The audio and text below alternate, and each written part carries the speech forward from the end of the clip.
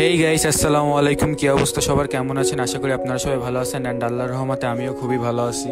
আজকে আমরা গেছিলাম খুলনার দক্ষিণ পশ্চিম অঞ্চলে নির্মিত খুলনার সব থেকে বড় সেতু খানজান আলী সেতুতে।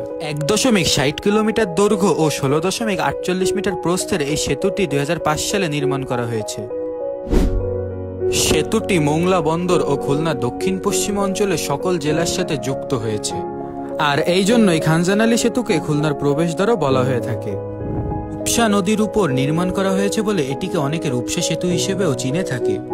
রূপসা নদীর অসাধারণ ভিউ এই সেতুকে আরো সুন্দর করে তুলেছে।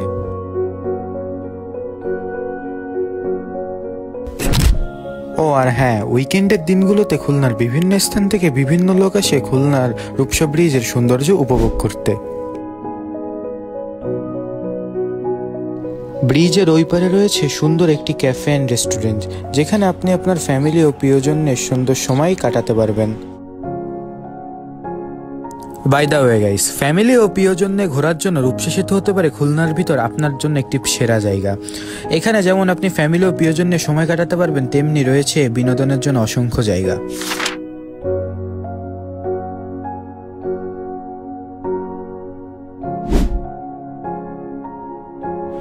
এটি হচ্ছে খুলনা রূপসা ব্রিজের টোল প্লাজা, যেখানে রয়েছে অসংখ্য রেস্টুরেন্ট, যেখানে উইকেন্ডের দিনগুলোতে অনেক মানুষ এসে তাদের সময় কাটায়।